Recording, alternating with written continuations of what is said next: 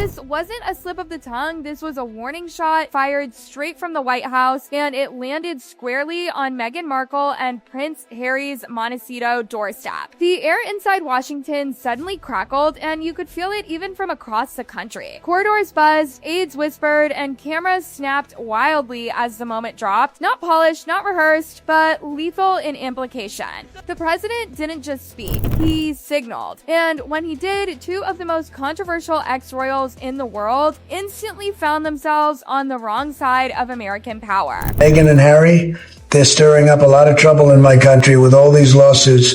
If they don't quiet down soon, things could move faster on that deportation idea, believe me. The White House corridors are buzzing, political theater, genuine policy storm. That clip alone changed everything. In one breath, Donald Trump dragged Meghan Markle and Prince Harry out of Hollywood gossip and shoved them into the brutal machinery of immigration politics. They're stirring up a lot of trouble in my country, he said, and the room went cold. Then came the line that froze spines. Things could move faster on that deportation idea. Not a joke, not bravado, a threat. And insiders knew it instantly. Behind closed doors, sources whispered this wasn't off-the-cuff chaos. This was calculated, a green light, a pressure valve being twisted deliberately. The Sussexes, once media darlings, once symbols of escape and reinvention, were suddenly rebranded as disruptors. Not victims, not activists, problems. Here's where it gets ugly. For years,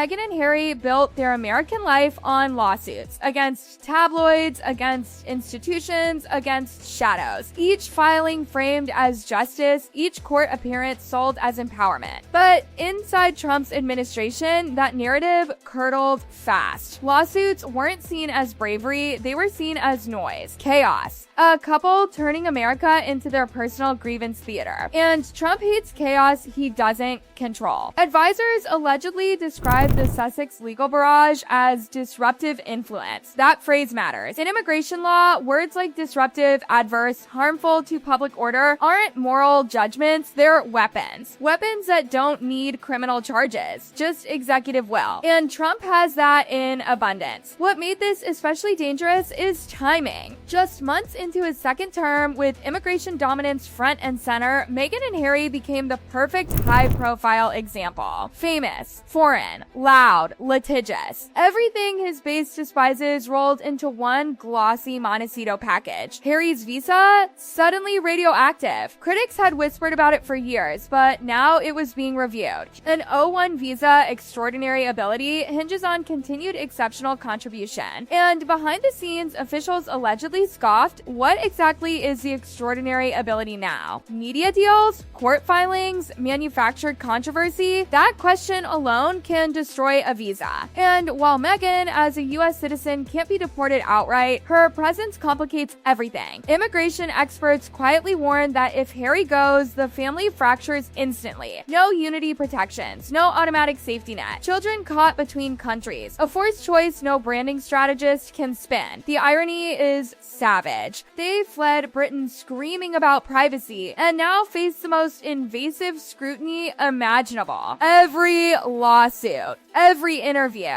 every Netflix scene, every word dissected not by tabloids but by Homeland Security. Insiders say Trump sees them as emblematic of elite entitlement, people who exploit American freedoms while attacking American institutions. One senior advisor allegedly snapped, they're not just talking, they're litigating the country. And Trump does not tolerate that. What made his comment especially terrifying wasn't volume, it was precedent. This is the same president who moved swiftly against high-profile figures in his first term. Deportations weren't symbolic then. They were fast, ruthless, and largely unstoppable. Now imagine that machinery turned toward a prince. Behind the scenes, whispers say rarely used immigration statutes are being dusted off. Clauses designed for conduct adverse to national interests. Broad, vague, terrifyingly flexible. The kind of laws that don't require trials, just determinations. And here's the part no one wants to say out loud: celebrity makes it faster, not safer. Because this isn't just about law, it's about optics. Trump doesn't whisper warnings, he broadcasts them. By floating deportation publicly, he forces compliance without paperwork. Quiet down or else. And suddenly, Meghan and Harry are boxed in. Fight back and escalate scrutiny. Stay silent and look guilty. Keep suing and confirm the narrative. Stop suing and admit defeat. Every move becomes a trap. Meanwhile, across the Atlantic, the reaction is icy amusement. Palace insiders reportedly view this as vindication, a self-inflicted collapse. No rescue expected, no diplomatic lifeline thrown. Britain isn't rushing to shield a prince who walked away. Back in America, immigration lawyers are already bracing. Reviews can accelerate overnight when flagged as presidential priority. And once flagged, the process moves like a freight train. The message from Trump was simple, brutal, and unmistakable. You are guests here, and guests can be asked to leave. This isn't about one press conference. It's about power colliding with celebrity arrogance, about lawsuits transforming from shields into targets, about an American dream cracking under the weight of its own noise. And this was only the opening salvo. Once that warning landed, everything accelerated, quietly, ruthlessly, and without mercy. Inside the machinery of Washington, Trump's words didn't echo, they activated. Files that had been dormant were suddenly flagged. Names once treated as celebrity footnotes were now highlighted in red. And at the center of it all sat Prince Harry's visa, fragile, conditional, and suddenly under a microscope so intense it bordered on obsession. This wasn't about optics anymore. This was procedural. Sources close to immigration and customs enforcement quietly confirmed what the press couldn't yet print. The Sussex file had been elevated. Priority review. Fast-track scrutiny. Every interview, every lawsuit, every public statement began to be reread not as storytelling, but as conduct. And in immigration law, conduct is everything. Harry's O-1 visa was never a crown. It was a lease. It survives only as long as extraordinary contribution continues without becoming a liability. And here's the fatal twist. Lawsuits don't count as contribution. Media storms don't count. Provoking institutions doesn't count. If anything, they do the opposite. Insiders described agents combing through Harry's record looking for something deceptively simple. Deviation. A pattern. Anything that could be framed as activity contrary to U.S. interests or public order. No crime required, no conviction needed, just determination. And Trump's administration excels at determination. Behind closed doors, advisors reportedly mock the idea that fame equals protection.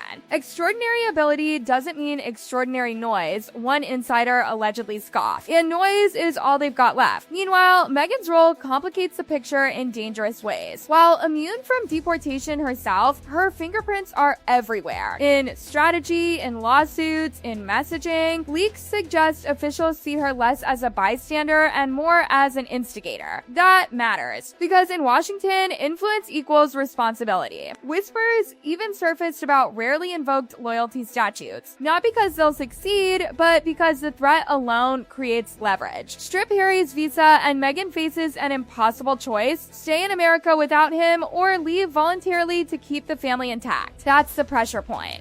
And Trump knows it. The strategy unfolding is elegant in its cruelty. No dramatic arrest, no public spectacle, just administrative revocation. Quiet notices, tight deadlines, the kind of process that moves too fast for PR teams to spin and too coldly for emotion to stop. Experts say once a visa review becomes presidential priority, timelines collapse. Months become weeks, weeks become days. Appeals exist on paper but rarely bite. Courts defer, judges step back. Executive discretion reigns. History backs it up. This playbook isn't new, it's modernized. Presidents have long used immigration law to neutralize irritants, activists, artists, foreign figures who outgrew their welcome. The only difference now is speed and Trump's willingness to say the quiet part out loud. The Sussexes underestimated that. They mistook America's openness for infinite tolerance. They assumed courts were shields, not spotlights. They believed litigation was power without realizing power doesn't like being sued. And now the consequences loom like a closing gate. If Harry's visa is revoked, everything collapses at once. The Montecito mansion becomes a liability, potentially frozen, potentially forced onto the market under financial scrutiny. Their carefully constructed independence narrative disintegrates overnight. Hollywood doesn't wait around for controversy to settle. It flees. Executives hate uncertainty more than scandal, and deportation is radioactive. Streaming deals evaporate quietly. Invitations stop arriving. Phone calls go unanswered. Brands don't partner with people the government is actively pushing out. Public perception flips brutally. Overnight, Meghan and Harry stop being rebels and become warnings. Not brave truth tellers, but overreaching elites who mistook grievance for immunity. Trump's base cheers. Critics across party lines shrug. Sympathy dries up. And then there are the children. Archie and Lilibet's futures become logistical nightmares. Dual citizenship complicates everything. Where do they grow up? Which country claims them? Which system educates them? Every answer carries consequence and none come with privacy. Financial bleed accelerates too. Lawsuits are expensive, relocation is expensive, legal defense against the federal government is astronomical. The empire once whispered to be worth 9 figures begins hemorrhaging quietly, relentlessly. Social circles shrink. Allies vanish. No one wants guilt by association when the White House is involved. Silence replaces solidarity. And Trump